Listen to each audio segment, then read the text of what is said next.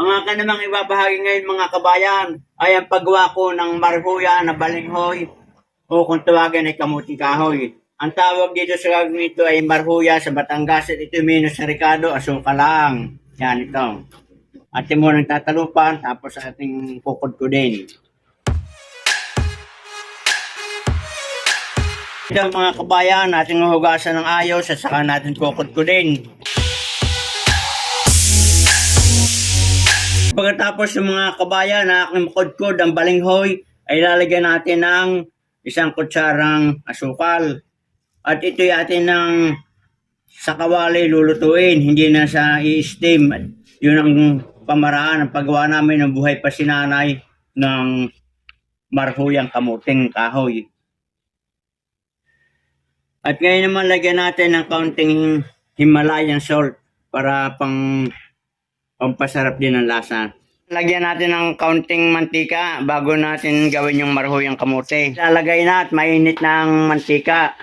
Ngayon natin ang babalik na rin itong ating ginawang marhuya. Kung maganda na baga ang pagkaluto. Ayan, tama-tama mga kabayan. Yan, ating hintayin uling pumula ng ganyan. At hiwinaan natin ng apoy. Kinakailangan low fire. Natin ang hahanguin. Yan. Yan, napakaganda ng pagkaluto ng ating marhuyang kamuting kahoy o balinghoy.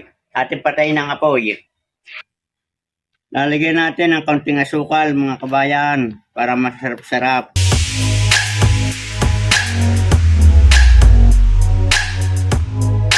Ready to eat na yung ating marhuyang kamuting kahoy. At napakasarap nitong kaulam sa kape. Atin na pong gagayatin mga kabayan itong ating marhuya. Ayan, napakasarap at napakaligit ng pagkaluto. Napakasarap nito pang merienda sa kape. At saka sa almusal sa umaga ito mga kabayan, tikman natin.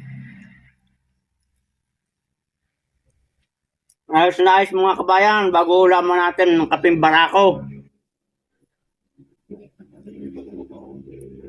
So yan mga kabayan, ganyan lamang ang paggagawa ng marhuyang kamote. At kung wala kayong cheese, pwede naman yung star margarine, bubudan lang ng kaunting asukal. Good luck and good health at naway kayo nalugod at may natutunan kayo sa paggagawa ko ng marhuyang kamote o balinghoy.